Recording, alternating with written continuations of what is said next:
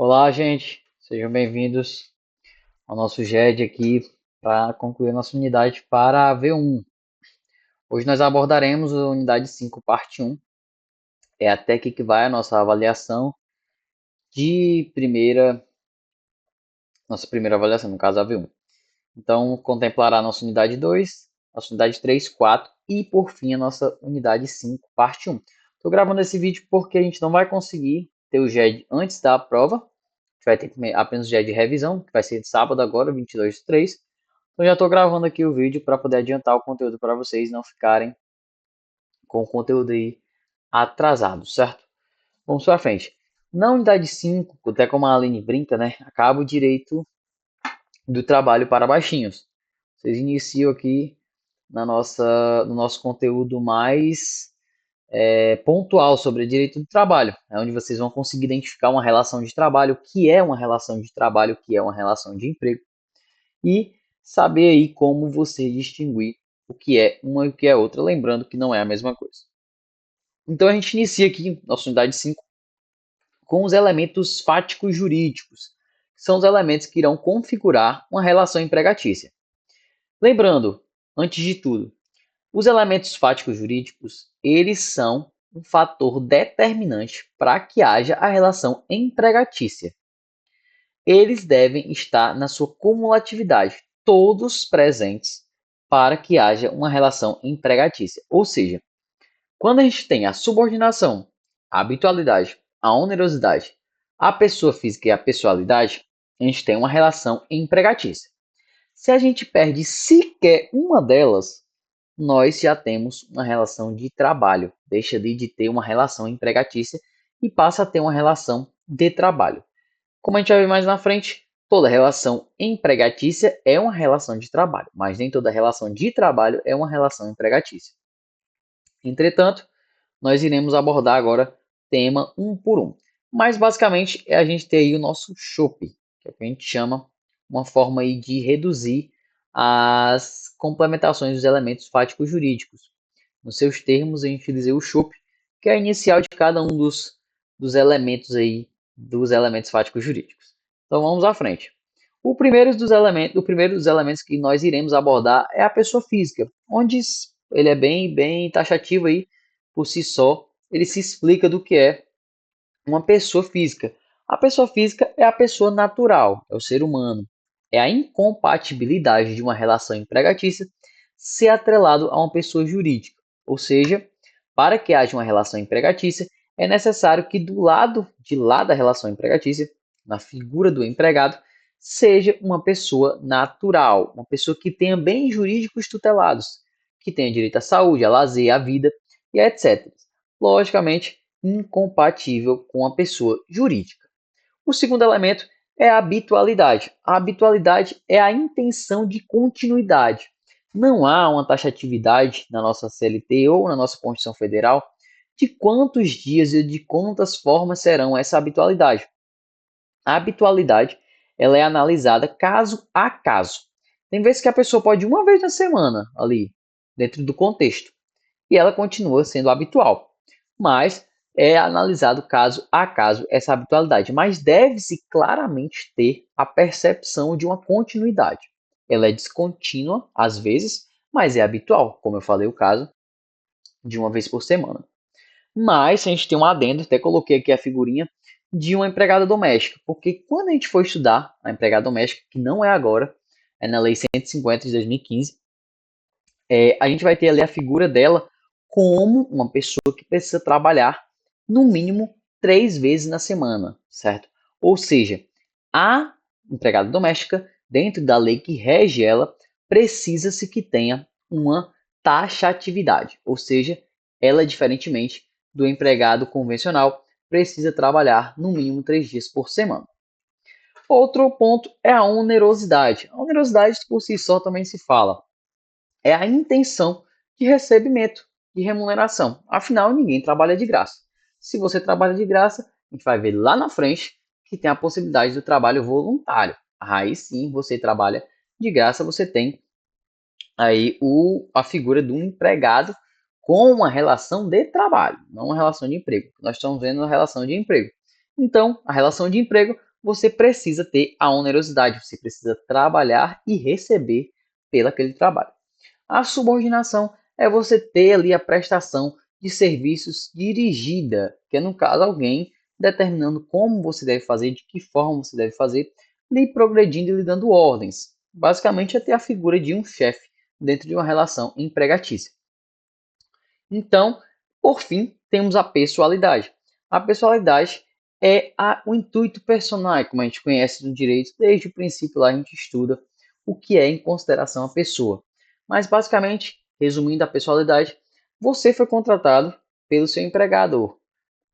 O seu empregador quer que você desempenhe a função com as suas particularidades. Então, a relação empregatícia ela é incompatível com a impessoalidade. É você que deve estar ali desempenhando a sua função. Você não pode. Aliás, não é de se dizer que você não pode estar sendo substituído. Você pode, legalmente, sem problemas. Agora, você não pode estar tornando constante essa substituição, porque parte do pressuposto de que o empregador contratou você e você que deve desempenhar aquela função. Logo, se você fica ali se substituindo, mandando alguém no seu lugar, mandando sua prima, mandando sua mãe, você está ali tirando o fator pessoalidade da relação empregatícia. Logo, você deixa de ter uma relação empregatícia. Lembrando, um dos elementos fáticos jurídicos saiu, a gente já perde a característica de relação empregatícia e passa a ser uma relação de trabalho.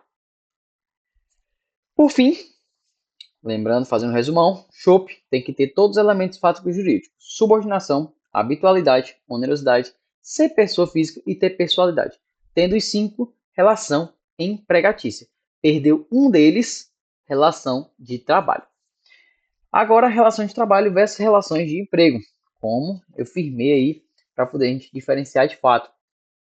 A relação de trabalho é qualquer relação desempenhada por uma pessoa humana. Qualquer pessoa que desempenha está ali diante de uma relação de trabalho. Como exemplos, trabalhadores autônomos, eventuais, voluntários e até mais. E, em contrapartida, uma relação de emprego, que é a que tem o SHOP completo, que respeita os artigos 2º e 3º da CLT, é que contém a subordinação, a habitualidade, a onerosidade, a pessoa física e a pessoalidade. E como eu falei lá na frente, toda relação de emprego é uma relação de trabalho, mas nem toda relação de trabalho é uma relação de emprego.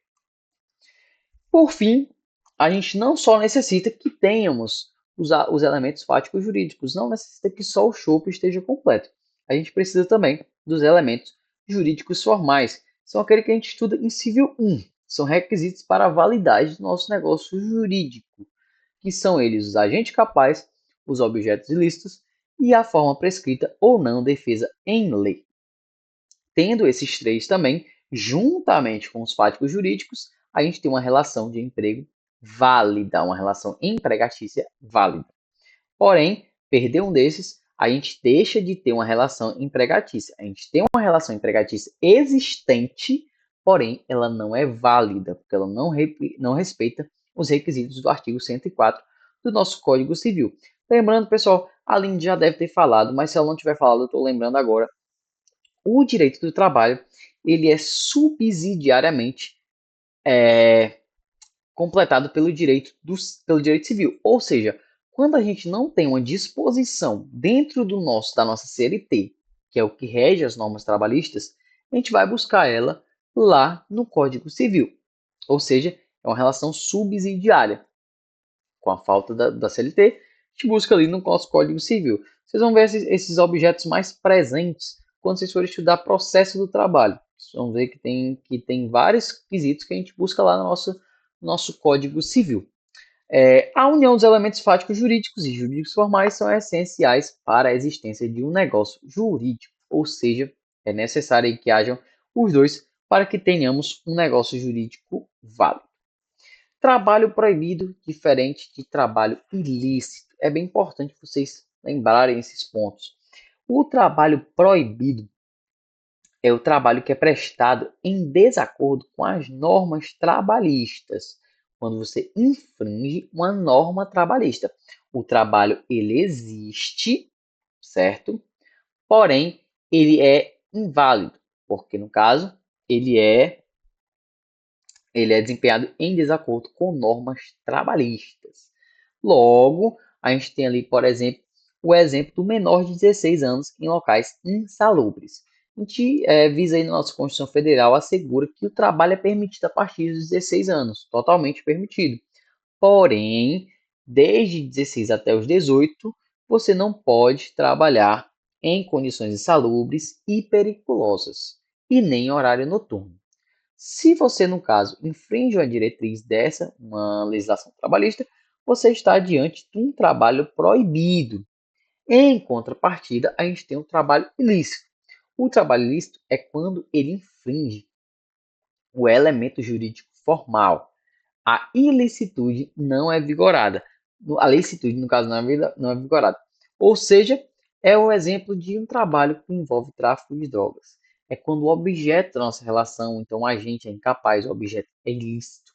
Ou seja, é quando a gente tem ali um infringimento da nossa legislação perante o negócio jurídico. O Adalberto Martins diz que deve ser feita a distinção entre a atividade ilícita do empregador e a ilicitude do trabalho desenvolvido pelo empregado. Nesse sentido, será nulo o contrato que envolva a venda de entorpecente, de cambista do jogo de bicho, entre outros, mas não há nenhum óbice em que a recepcionista ou faxineira do prostíbulo sejam reconhecidamente empregadas com todos os direitos assegurados. Aqui é bem importante, pessoal, vocês frisarem pelo fato de você observar o trabalho desempenhado, certo? Vocês não frisarem apenas o empregador, porque é possível que seja válido. Por exemplo, a gente tem ali uma boca de fumo, por exemplo, nas drogas, porém a gente tem a figura de um zelador, que é alguém que presta ali a função de serviços gerais. Só que a função dele está sendo desempenhada normal. Ele está varrendo a casa, no caso do empregado doméstico, nessa figura, varrendo a casa, está limpando, e ele não tem nenhum envolvimento com o fim desempenhado pelo empregador dele. Ele tem total legitimidade para buscar na Justiça do Trabalho um reconhecimento de vínculo entre ele e a figura do empregador. Por mais que o empregador dele seja um traficante, desempenhe uma atividade ilícita, mas a desempenhada por ele não é ilícita. E ele tem total legalidade para ir atrás desse direito. A súmula 386 do TST frisa sobre um ponto relacionado aos policiais militares, que é algo comumente utilizado em exemplos, porque os policiais militares, na sua maioria, eles têm um regimento lá, um estatuto militar, que ele diz que eles não podem desempenhar essa função extra, que no caso são os bicos que eles fazem nas folgas, fazem a segurança de um negócio, ou então de uma pessoa, e o TST, nosso cargo, nosso ápice, nosso nível, última instância do direito do trabalho, na OBS do trabalho, diz que é preenchido os requisitos do artigo 3º da CLT, que são os elementos fáticos jurídicos, é legítimo o reconhecimento de relação de emprego entre policial militar e empresa privada, independentemente do eventual cabimento de penalidade disciplinar prevista no Estatuto da Polícia Militar. Ou seja, dentro da Justiça do Trabalho, é totalmente legal. Ele vai ter ali o reconhecimento de vínculo sem problema algum. Ademais que ele tem ali o seu punimento, a sua consequência dentro do seu regimento militar. Mas para a Justiça do Trabalho, ele está desempenhando a função dele e ele vai ali ter o seu vínculo reconhecido sem problema algum. O OJ 199 do TST também diz que o jogo do bicho é nulo o contrato de trabalho celebrado para desempenho da atividade inerente à prática do jogo do bicho, ante a ilicitude do seu objeto, o que subtrai o requisito de validade para a formação do ato jurídico. No caso, aqui, como eu já falei, o jogo do bicho, assim como as drogas, é um elemento que é ilícito dentro do nosso regimento, ou seja, torna-se inválido e é nulo um negócio jurídico que envolva a prática do jogo do bicho. Aqui no caso tem uma notícia que aconteceu, como eu falei, um exemplo do reconhecimento de vínculo. O Tribunal Superior do Trabalho foi exatamente no TST que reconheceu o vínculo entre o policial militar e uma clínica odontológica. E aqui a gente entra na relação de trabalho. Como falei, a gente iniciou a relação de empregatícia, identificamos uma relação empregatícia e como ela deve ocorrer, e agora a gente adentra em uma relação de trabalho, que é, no caso, quando a gente perde um dos elementos fáticos jurídicos, a gente adentra aqui numa relação de trabalho. Ele é desempenhada por pessoa, ela é desempenhada por uma pessoa natural, porém ela não preenche mais os requisitos do artigo 3º, que é o nosso show. O primeiro deles são os servidores administrativos de entidades estatais. Aqui no caso é o nosso famoso concursado, como chama aí popularmente, que é a pessoa que tem um vínculo estatutário. A pessoa que obedeceu ali o artigo 37 da nossa Constituição Federal, que dita sobre a aprovação em concurso público. Essas pessoas elas têm um vínculo estatutário, ou seja, elas têm ali o seu estatuto para reger. Elas não precisam ser amparadas pela CLT, porque elas têm um estatuto próprio para o regimento desses tipos de funcionários. Logo, eles não são regimentados pela nossa CLT. Outro exemplo é o trabalhador eventual. O trabalhador eventual é aquele praticado com algum eventual, no caso sem habitualidade. Aqui a gente já vê o nosso primeiro elemento sendo perdido, o H do chope, que é quando a gente perde a habitualidade e torna-se algo sem habitualidade, que é no caso, por exemplo, o desempenhado por pintor ou pedreiro, algo que vai ali só uma vez na sua casa, desempenha ali assentamento de um piso, pintura de uma parede, desempenha ali uma função específica, desempenhou e foi embora. Não tem habitualidade nenhuma com a atividade desempenhada por tal pessoa. Sendo assim, o trabalhador eventual ele perde o H do nosso chope. Outra opção, o trabalhador avulso. No caso, o trabalhador avulso é aquele que desempenha sua função de forma eventual, porém com mediação de órgão ou sindicato.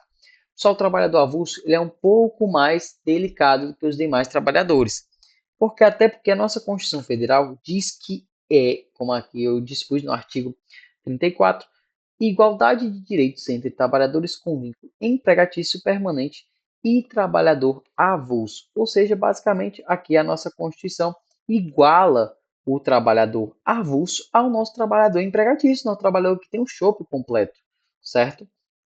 Então, ele tem os mesmos direitos, porém, ele não deixa de ter uma relação de trabalho. A relação dele continua sendo de trabalho. Ele tem os mesmos direitos de um seletista, porém, ele não é um empregado, ele é um trabalhador. Ele tem uma relação de trabalho. O trabalhador avulso ele tem duas possibilidades. Ele pode ser o trabalhador portuário e o não portuário, como eu coloquei aí, referente às suas distintas leis. O trabalhador portuário ele é regido pela Lei 12.815 de 2013. Já o não portuário é pela Lei 2023 de 2009. Lembrando que para você ser trabalhador avulso, você precisa da intermediação de um órgão ou um sindicato. Se você não tem a intermediação de um órgão ou de um sindicato, você não é um trabalhador avulso. Para você ser avulso, você precisa de um desses dois. Não há nenhuma possibilidade de você estar trabalhando sem o órgão ou sem o sindicato, certo? Então é necessário e você não possui o vínculo empregatício.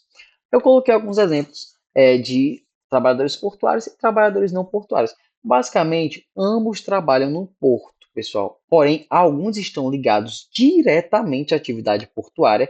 Esses são os trabalhadores portuários e alguns estão ali nos seus arredores, certo? É como se fosse indiretamente ligado. E esses são os não portuários.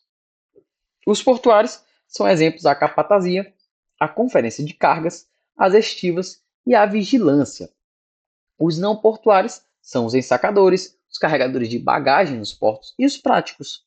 Então, a gente tem ali dois exemplos distintos de não portuários e de portuários.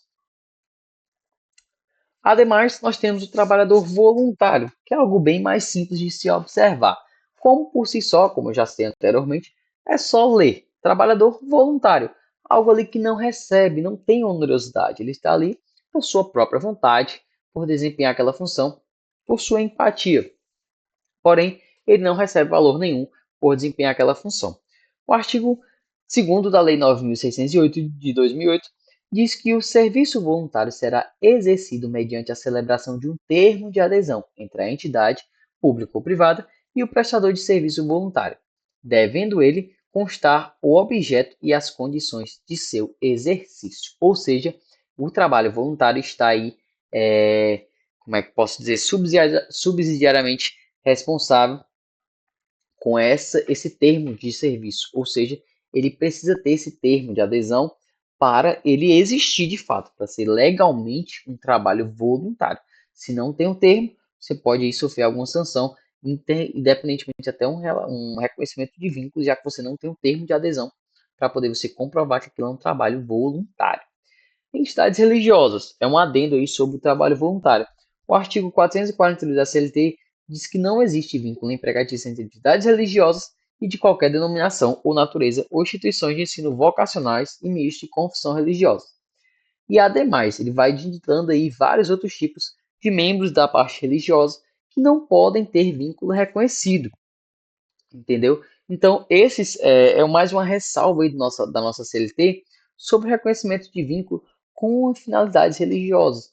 Basicamente, interpreta-se que são trabalhos voluntários que devem ser desempenhados mediante esses termos. Porém, a gente vê aí que ainda na realidade existem vários aí, reconhecimentos de vínculos para esses membros, até porque é algo bem pertinente ainda de ser conceituado. A gente tem aqui o nosso estagiário, mais um exemplo aí da nossa relação empregatícia. Aliás, perdão, relação de trabalho. O estagiário é uma relação bem clara aí, no caso, é quando há o cumprimento aí de uma atividade que é uma extensão do seu estudo. Quando a gente está na faculdade desempenhando as funções, estudando sobre os temas, a gente tem ali uma parte meio que prática para poder a gente botar ademais aí do que a gente está estudando na prática. E essa figura é o estagiário.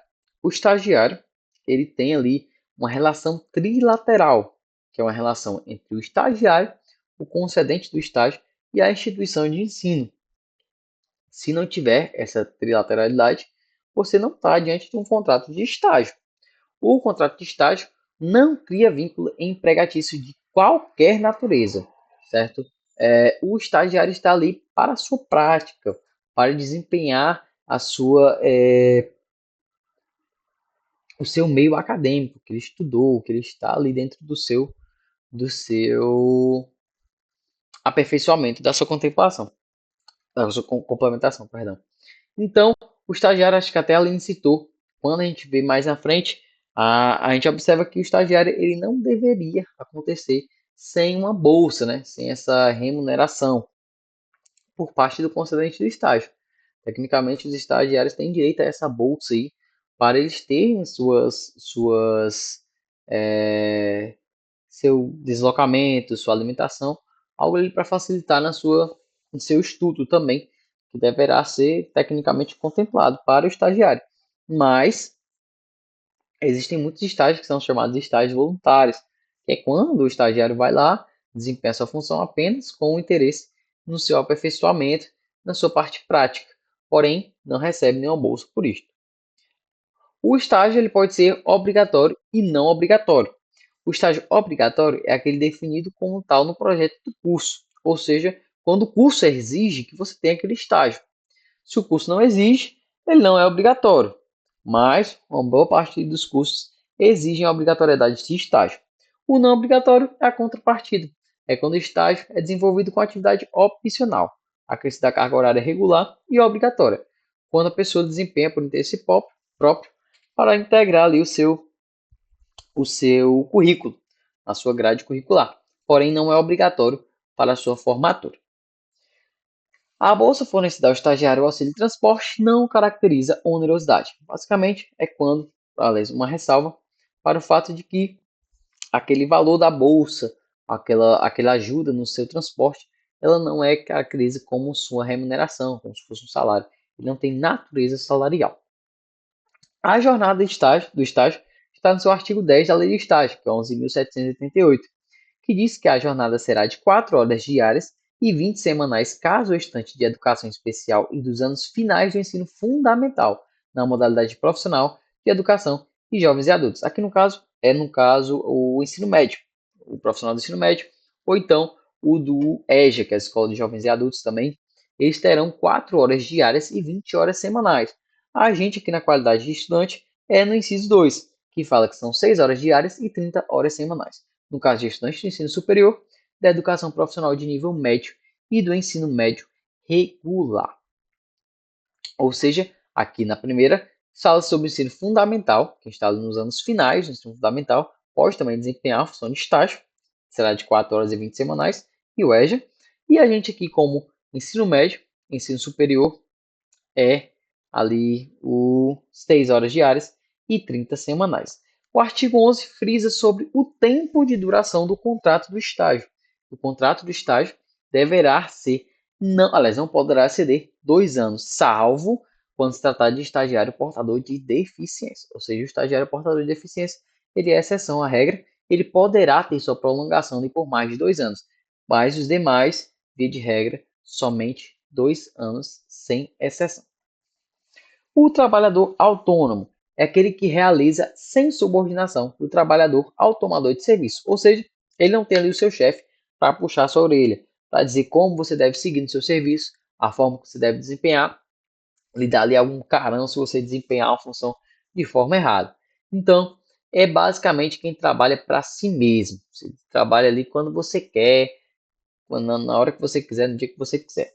O artigo 442b da CLT diz que a contratação do autônomo, cumpridas por este todas as formalidades legais, com ou sem exclusividade, de forma contínua ou não, afasta a qualidade de empregado. Ou seja, o trabalhador autônomo, nesses conceitos, contratado por alguma empresa, ele continua sendo autônomo, obedecendo, obviamente, ao fato de não ter subordinação. Se você tem subordinação, você tem uma relação empregatícia. E aí, por fim, a gente finaliza aí a nossa unidade 5, parte 1. Lembrando que o nosso conteúdo da V1 vai até aqui e é bem importante que vocês aí estudem, utilizem todo o nosso material para poder estudar. Ademais, pessoal, vou estar deixando abaixo na nossa descrição do vídeo o link da presença do vídeo de hoje. Já que como foi um GED gravado, eu não exigirei que tenha resumo. Basta você clicar no link da presença aí embaixo e assinar a sua presença. Valeu, pessoal!